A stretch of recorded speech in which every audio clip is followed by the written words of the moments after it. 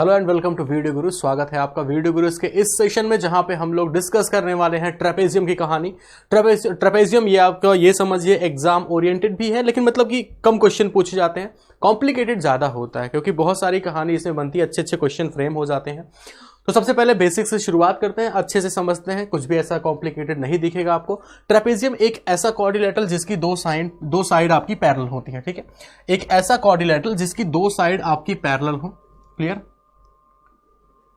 तो हमने कहा कि भाई यहां पे जो हमारी पैरेलल साइड्स हैं वो हमारी दो साइड पैरेलल ये है, और ये दो हमारी नॉन पैरेलल साइड्स हैं, ठीक है। अब केसेस कई बनते हैं। केसेस, पहला केस तो आपका ये बनेगा कि ये दोनों साइड आपकी पैरेलल जब ना हो, दोनों साइड आपकी बराबर ना हो।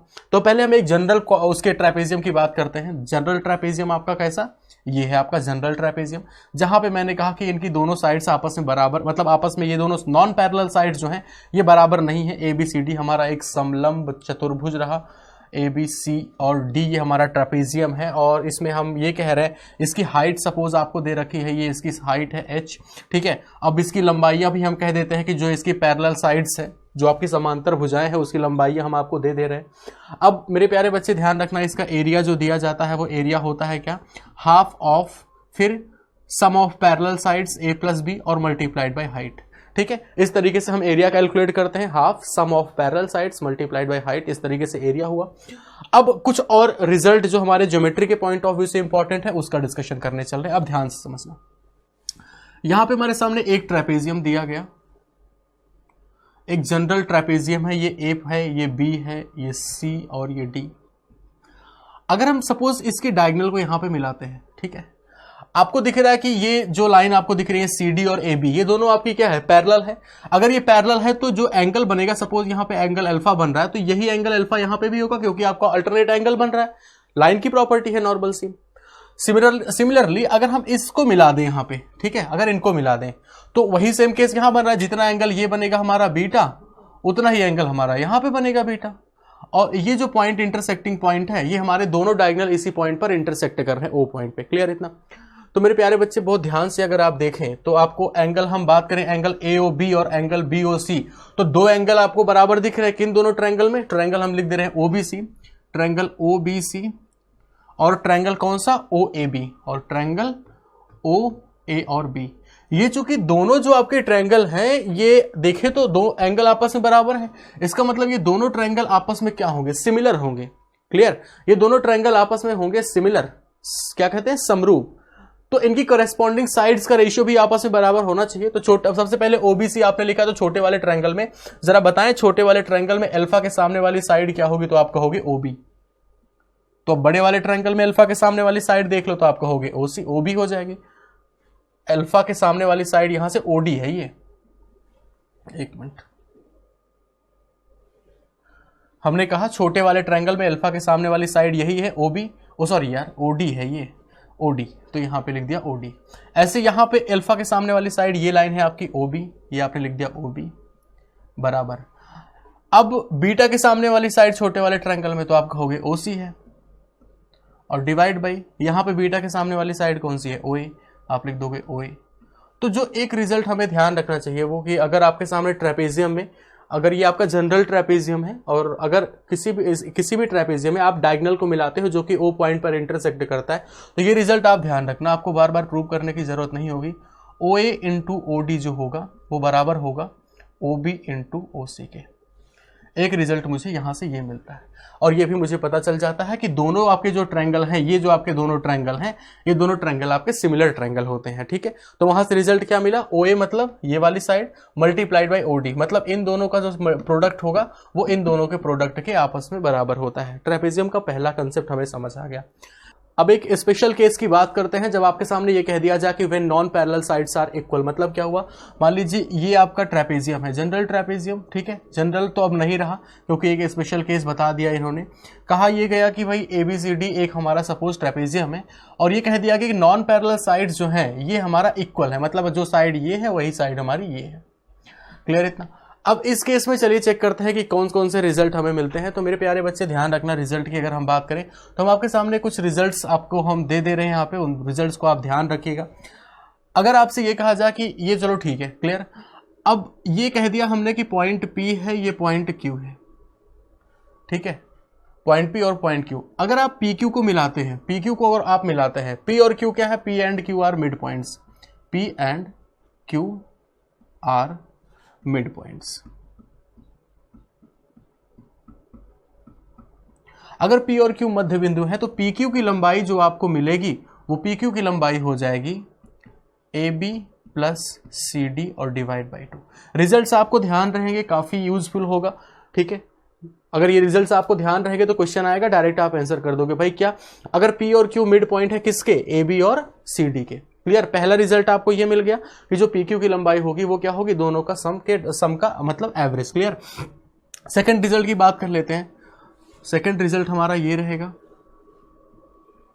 ये ए बी सी डी जो है, ए बी और C D, A B C D हमारा एक ट्रेपेजियम है और हमने कहा कि यहाँ पे डायगनल्स हैं, ये हैं डायगनल्स, ठीक है। जहां पे P और Q जो है, P एंड Q ये मिड पॉइंट्स हैं। P और Q जो है हम यहां पे लिख दे रहे हैं, P and Q are midpoint, P and Q are mid points.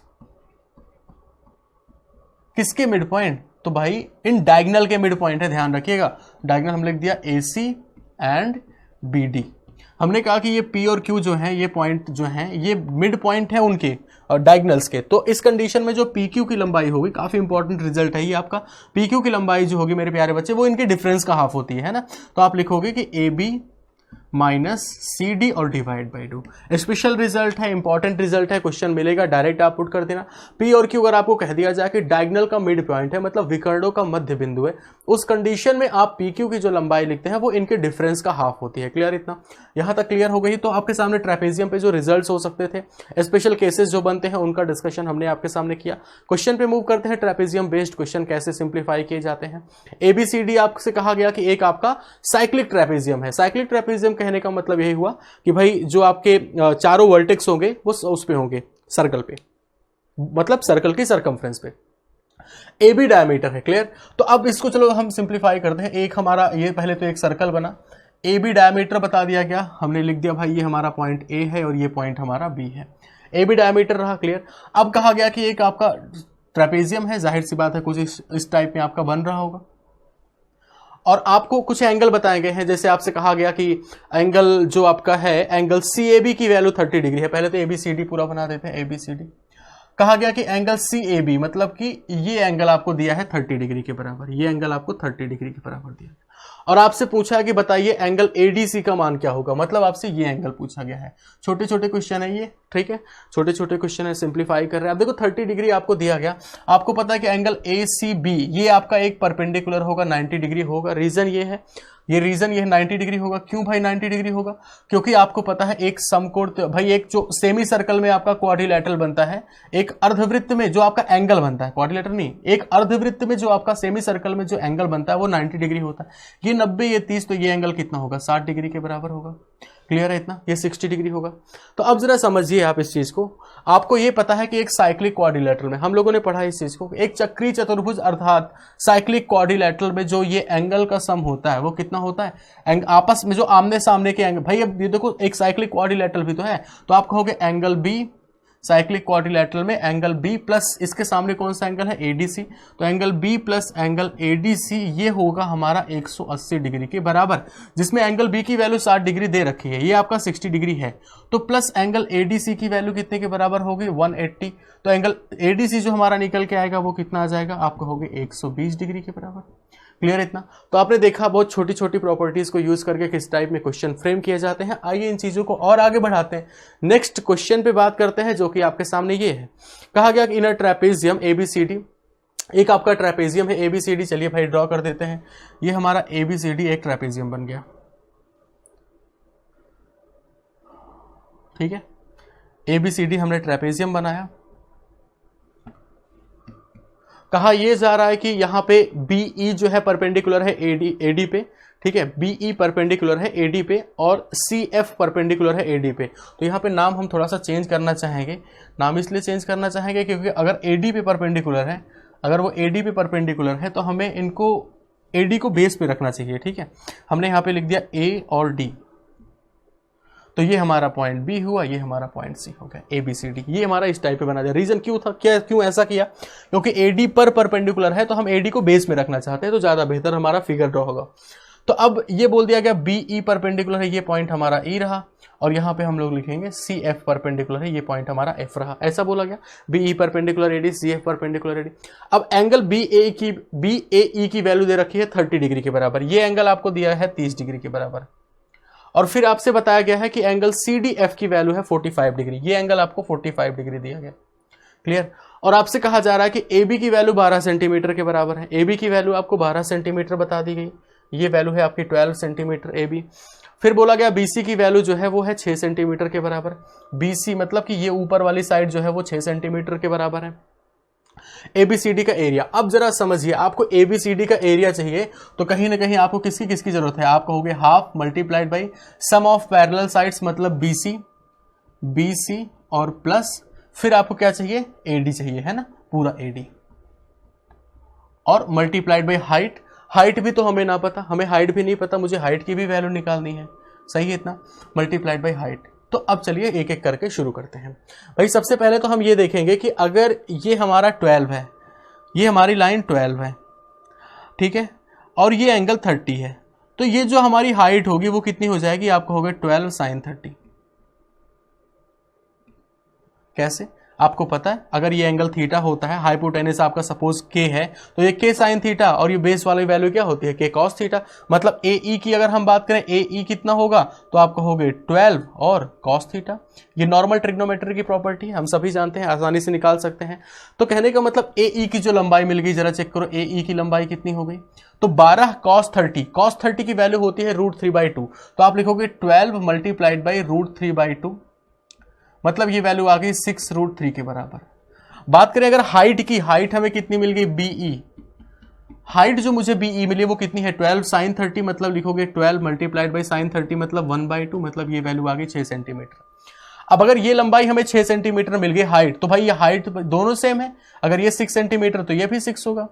अब मुझे यहां पे पता है कि अगर ये एंगल 45 डिग्री है, ये एंगल अगर 45 डिग्री है, तो अगर ये 6 है तो ये लंबाई भी तो मेरी कितनी होगी, 6 सेंटीमीटर ही तो होगी। क्लियर है, 45 डिग्री मतलब क्या, परपेंडिकुलर बेस बराबर होंगे। एफ से लेकर के डी तक की जो वैल्यू मिली मुझे, एफ से लेकर के डी तक की वैल्यू वो मुझे मिल गई 6 सेंटीमीटर के बराबर। अब मेरे प्यारे बच्चे, आपको नॉर्मली एबीसीडी का अगर एरिया चाहिए, एबीसीडी का अगर हमें एरिया चाहिए तो हम लिखेंगे हाफ मल्टीप्लाइड बाई हाइट कितनी मिल गई आपको, हाइट मिली है 6 centimetre, multiplied by sum of parallel sides, तो सबसे ऊपर आपको दिख रहा है 6 के बराबर।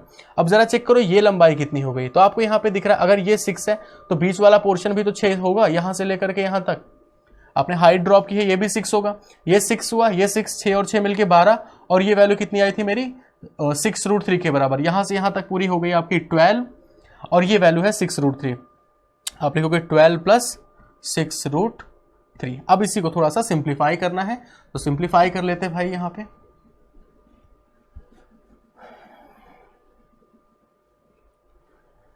तो इस चीज को आप लिख सकते हो यहाँ पे, अब एबीसीडी का एरिया भाई 2 से इसको कैंसिल कर दो, कितना बचेगा 3 लिख दिया, मल्टीप्लाइड भाई यहाँ पे कितना बचा है 6 प्लस 12 प्लस 6 18 हो गया टोटल, यहाँ पे वैल्यू आ गई मेरी 18 के बराबर, ब्रैकेट में है 18, और प्लस कितना लिखा है, ये हुआ 18 प्लस 6√3।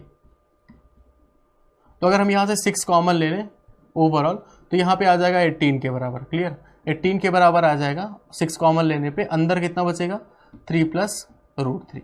तो चाहे इतने पे छोड़ दे, चाहे आप इस पे √3 और कॉमन ले सकते हैं, चाहे इतना √3 और कॉमन ले लो, 18√3, तो ब्रैकेट में आएगा √3 + 1, ये हमारा आंसर हो गया। ठीक है, आपके ऊपर है, चाहे ऊपर छोड़े चाहे यहाँ पे छोड़े। तो ओवरऑल कहानी यही रही कि अगर आपको इस टाइप का क्वेश्चन मिले तो आप बस इतना फोकस किया करो कि जो हमें डेटा है वो तो ठीक है, जो नहीं है वो मिलेगा कहां से, इसी पे ज्यादा फोकस करना होता है। क्लियर इतना? तो मेरे प्यारे बच्चे आगे बढ़ते हैं, नेक्स्ट क्वेश्चन पे हम लोग बात करेंगे। अगला क्वेश्चन आपके सामने ये है। तो इस क्वेश्चन की अगर बात की जाए तो आपके सामने कहा जा रहा है कि एबीसीडी इज अ रोम्बस, और एबी और बीओ को बढ़ाया जा रहा है। तो एबीसीडी एक आपका रोम्बस है, चलिए यहीं पे ड्रॉ करते हैं फिगर। ये आपका एबीसीडी एक रोम्बस है। क्लियर?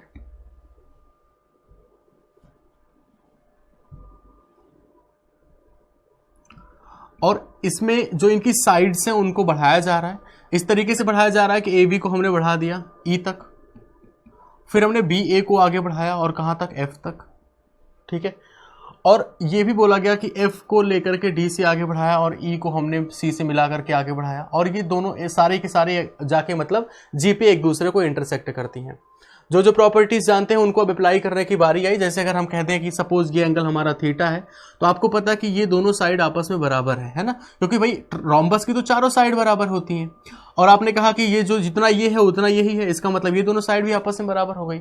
अब ये एंगल अगर थीटा हुआ तो ये एंगल भी हमारा थीटा होगा। हमारे ट्रायंगल की नॉर्मल सी प्रॉपर्टी, अगर साइड्स इक्वल है तो एंगल भी इक्वल होंगे।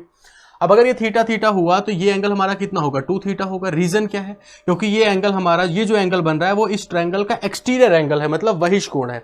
एक्सटीरियर एंगल अपने सामने के दोनों इंटरनल एंगल के सम के बराबर होता है, ये हमारा हो गया 2 थीटा। अब अगर ये इतना 2 थीटा हुआ तो ये भी एंगल हमारा कितना होगा, 2 थीटा के बराबर होगा। सही है, ये भी हमारा 2 थीटा होगा। अब आपको पता है कि सपोज हम ये साइड भी दोनों आपस में बराबर है, इसको हमने अपनी तरफ से अल्फा कह दिया, इसको हमने अपनी तरफ से अल्फा कह दिया। ठीक है, इतनी कहानी क्लियर है। तो अब अगर इस छोटे वाले ट्रायंगल में हम देखें तो मुझे थीटा और अल्फा में एक रिलेशन मिल जाएगा। कैसे मिल जाएगा भाई, आपको पता है इस छोटे वाले ट्रायंगल में, मतलब ट्रायंगल बी, ई और सी में जो तीनों एंगल का सम होगा वो 180 डिग्री के बराबर होगा। तो तीनों एंगल को जरा आप जोड़ो तो क्या लिखोगे, आप लिखोगे 2 थीटा प्लस और अल्फा अल्फा मिलके कितना हुआ 2 अल्फा, और ये वैल्यू कितने के बराबर, 180 डिग्री के बराबर है। 2 अल्फा प्लस 2 अल्फा हमारा 180 डिग्री के बराबर हुआ भाई। क्लियर है इतना, 2 अल्फा प्लस 2 अल्फा। तो देखने में साफ समझ आ रहा है कि थीटा प्लस अल्फा की जो वैल्यू है वो 90 डिग्री के बराबर है। एक रिलेशन तो मुझे मिल गया, थीटा और अल्फा का सम जो है वो 90 डिग्री के बराबर है। अब हम पूरे बड़े वाले ट्रायंगल में अप्लाई कर रहे हैं, जी, एफ और ई में। पूरे बड़े वाले ट्रायंगल में अगर हम जी, एफ, ई में अप्लाई करें तो हम कह सकते हैं कि angle G plus angle F तो कितना है, वो थीटा है, लिख दो एंगल थीटा, प्लस फिर आप लिखोगे ये कितना है, ई कितना है, तो आप कहोगे अल्फा, अल्फा, और ये वैल्यू कितने के बराबर, 180 डिग्री के बराबर होनी चाहिए। क्लियर है। और आपको पता है कि थीटा प्लस अल्फा के बीच में आप एक रिलेशन निकाल चुके हो ऑलरेडी, कितना, 90 डिग्री का। तो आप कहोगे एंगल जी और plus 90 degree equal to 180 degree, ऐसे लिखोगे इक्वल टू 180। तो साफ साफ पता चल गया कि एंगल जी जो होगा वो हमारा कितना होगा, 90 डिग्री के बराबर। ठीक है, छोटी छोटी बातों को आप अप्लाई करके क्वेश्चन सॉल्व कर रहे हैं। आइए ये चीजें अगर आपको समझ आ गई हैं तो बढ़ेंगे हम लोग नेक्स्ट क्वेश्चन पे, देखते हैं हमारा अगला क्वेश्चन कौन सा है। ठीक है, अगले क्वेश्चन पे बात करते हैं, जहां पे ये कहा जा रहा है कि एक समांतर चतुर्भुज, एक पैरेललोग्राम है PQRS, जिसमें बोला जा रहा है कि PO और QO ये दोनों जो है वो एंगल P और एंगल Q के बाइसेक्टर हैं। तो एक हम सबसे पहले तो भाई एक पैरेललोग्राम ड्रॉ करते हैं। ये हमारा एक पैरेललोग्राम रहा, PQ और RS। क्लियर। अब बोला गया PO और ये जो OQ है ये इसके बाइसेक्टर है, मतलब पॉइंट O हो गया। ठीक है, एंगल बाइसेक्टर है, इसका मतलब क्या हुआ कि अगर ये एंगल आपका थीटा तो ये एंगल भी आपका थीटा, ये एंगल अगर आपका अल्फा तो ये एंगल भी आपका अल्फा, ऐसे बताया गया। क्लियर है। अब आपसे पूछा गया बताइए एंगल POQ कितना होगा, PO और Q कितना होगा। ठीक है, तो हम यहाँ पे अगर देखें तो हम अगर यहीं पे नॉर्मली अप्लाई कर दें, यहीं पे अगर नॉर्मल से अप्लाई, एंगल POQ की वैल्यू पूछी गई है। ठीक है, अगर हम इस चीज को अप्लाई करें तो आप कह सकते हो ना कि एंगल POQ, ठीक है, और प्लस इन दोनों का सम कितना हुआ, थीटा और प्लस अल्फा, ये वैल्यू कितने के बराबर, 180 डिग्री के बराबर। यहां तक क्लियर है।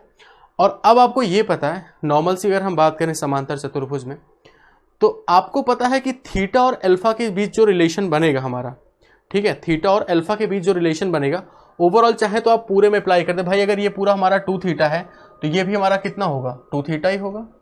अगर ये पूरा हमारा 2 अल्फा है तो ये एंगल भी हमारा कितना होगा, 2 अल्फा होगा।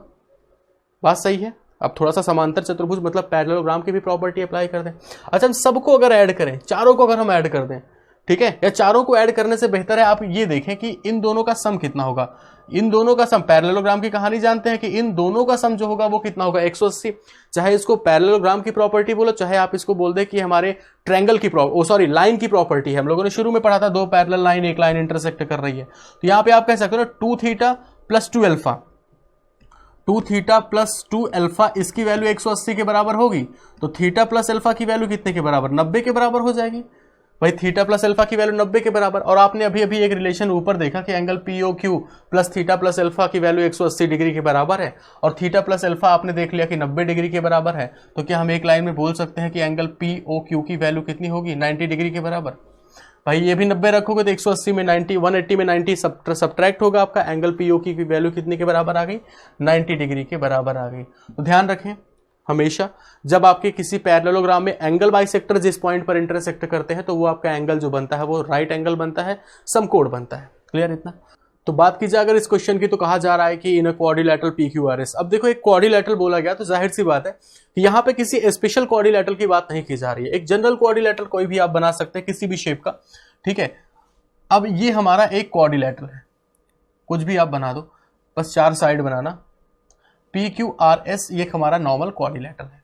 फिर इसमें यह कहा गया कि जो एंगल P और एंगल R है, एंगल P और angle bisectors of angle P and angle R, ठीक है। P का जो एंगल बाइसेक्टर है वो RS जो लाइन है, ठीक है, उस लाइन को इंटरसेक्ट कर रहा है पॉइंट A पे। ऐसे ही R जो एंगल R का बाइसेक्टर है वो इस PQ लाइन को इंटरसेक्ट कर रहा है पॉइंट B पे। अब एक चीज ये कही गई भाई कि अब जो एंगल P की वैल्यू दे रखी है वो एंगल P की वैल्यू बताई है 60 डिग्री के बराबर। तो अगर ये एंगल 60 है और आपको पता है एंगल बाइसेक्टर है, इसका मतलब ये एंगल होगा आपका 30 डिग्री और ये एंगल भी हो जाएगा हमारा 30 डिग्री के बराबर। 30 डिग्री, ये बात क्लियर हो गई। ऐसे ही बोला गया कि ये जो आपका एंगल R दिख रहा है, ये वाला जो एंगल दिख रहा है ये पूरा 100 डिग्री के बराबर है। इसका मतलब अगर ये होगा आपका 50 तो ये एंगल भी आपका हो जाएगा 50 के बराबर। इतनी बात भी क्लियर हो गई, ठीक है। अब मेन काम ये हो रहा है, हमें इनकी वैल्यूज चाहिए। मतलब अगर ये एंगल अल्फा अपनी तरफ से मान लिया, हमने इस एंगल को अपनी तरफ से बीटा मान लिया, इन्हीं एंगल की अब आपको वैल्यू किसकी चाहिए भाई? आपसे कहा गया PAS मतलब अल्फा और फिर बोला गया RBQ, ठीक है, मतलब RBQ मतलब अल्फा और ये बोला गया PA और S मतलब बीटा, इन दोनों का सम चाहिए, ठीक है। अच्छा अब इस एंगल की अगर आपसे बात करें, ये हमारा एक ट्रायंगल बन रहा है, अगर ये 50 है, ये अल्फा है, तो ये कितना होगा आपका? होगा ये एंगल हो जाएगा मेरा भाई 180 में घटाओगे दोनों को जोड़ के, आप क्या करेंगे? इन दोनों को ऐड करोगे 50 प्लस अल्फा, और इस 50 प्लस अल्फा को 180 में माइनस कर दोगे तो ये वैल्यू आ जाएगी मेरी 130 और माइनस अल्फा। क्लियर है? 130 और माइनस अल्फा कहां से मिला? ट्रायंगल के तीनों इंटरनल एंगल का सम 180 डिग्री होता है। और यही कहानी हम यहां पे अप्लाई कर सकते हैं। आप देखो तो इस ट्रायंगल ASP में तीनों का सम हमारा 180 डिग्री होगा। तो अब जब इनको 180 से माइनस करोगे तो 180 में 30 घटाओ 150 आया, 150 में बीटा घटा दो तो ये जो एंगल मेरा निकल के आएगा वो आएगा 150 और माइनस बीटा, ये आ जाएगा। क्लियर? अब हमें पता है कि क्वाड्रिलेटरल के चारों इंटरनल एंगल का सम जो होता है वो 360 डिग्री के बराबर होता है। अप्लाई कर दिया जाए, चलिए एक एक करके शुरू करते हैं। सबसे पहले ये एंगल पूरा कितना है? आप कहोगे 60 प्लस, यहां पे आप लिखोगे कितना हुआ? ये 60 डिग्री प्लस। इस एंगल की बात करें तो कितना है? ये है आपका 130 और माइनस अल्फा प्लस। इस एंगल की बात करें तो पूरा कितना है? 100 प्लस। इस एंगल की बात करें तो कितना है? 150 माइनस बीटा,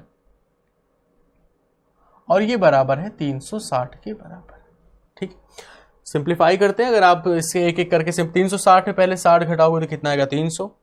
ऐसे सिंप्लीफाई कर देखो, 360 इधर है 360 में आप 60 पहले सब्ट्रैक्ट करो, कितना है? 300 में 150 सब्ट्रैक्ट करो तो कितना आ गया? 150 में आप क्या करेंगे? 100 सब्ट्रैक्ट करेंगे, वैल्यू कितने के बराबर आएगी? 150 में 100। एक काम करते हैं, इस तरीके से लंबा बढ़ रहा है, आप इनको सबको ऐड करो नॉर्मली, कितना आएगा? देखो 130 और 60 मिलके हो गया 190। 190 में 100 ऐड करो, हो गया 290। 290 में 150 ऐड कर दो तो 290 में पहले 100 ऐड करो, कितना होगा? 390, और 50 और ऐड कर दोगे तो वैल्यू होगी 440। 440 माइनस कॉमन लोगे तो अंदर आएगा अल्फा प्लस बीटा, और बराबर आगे लिखा है आपके सामने 360 डिग्री के बराबर। तो अल्फा प्लस बीटा की वैल्यू अब जो हमें दिख रही है वो कितने के बराबर दिख रही है? 80 डिग्री के बराबर। अल्फा प्लस बीटा मेरा कितना आ गया? 80 डिग्री के बराबर। तो ओवरऑल जो हमारे सामने एक कहानी निकल के आई, आपके सामने अगर नॉर्मल क्वाड्रिलेटरल भी बोला जा रहा है तो भी कोई घबराने की बात नहीं है, आप इस तरीके से भी क्वेश्चन को सिंप्लीफाई कर सकते हैं। ठीक है, नॉर्मल देखें तो यहाँ पे ट्रायंगल वगैरह की प्रॉपर्टी ही यूज हो रही थी हमारे सामने। ट्रायंगल की प्रॉपर्टी यूज हुई, क्वाड्रिलेटरल की प्रॉपर्टी तो कुछ थी नहीं, बस एक चीज हमने अप्लाई किया कि चारों जो सम होता है वो हमारा 360 डिग्री के बराबर होता है। तो मेरे प्यारे बच्चों, आज आपने देखा हम लोगों ने क्वाड्रिलेटरल में आगे ट्रेपेजियम के बारे में कुछ जानकारियां रखी। ट्रेपेजियम के बारे में पढ़ने के बाद हम लोगों ने क्वाड्रिलेटरल पे मिसलेनियस क्वेश्चन किए, पहले स्पेशल क्वाड्रिलेटरल्स के बारे में, फिर कुछ आगे वाले जो हमारे मतलब स्पेशल क्वाड्रिलेटरल, साथ ही साथ कुछ रैंडम क्वाड्रिलेटरल आपके सामने ऐसे आपके सामने रखे गए। आज के सेशन में मेरे प्यारे बच्चे इतना ही। अगले सेशन में आपसे फिर मुलाकात होगी कुछ नई चीजें लेकर के, कुछ मिसलेनियस क्वेश्चन हम लोग करेंगे। ठीक है, पॉलीगन वाले सेशन पे भी बात होगी, क्योंकि अभी तो हम लोगों ने सारी चीज़ें लगभग पढ़ ही ली हैं। अब उसके बाद हम लोग का पॉलीगन ही बचता है, और उसके पहले 1-2 सेशन हम लोग मिसलेनियस क्वेश्चन पे डिस्कस करेंगे। आज के लिए इतना ही। आप अपना ख्याल रखिए, अगले लेक्चर में फिर मुलाकात होगी। तब तक के लिए bye bye, take care, have a good day, thank you.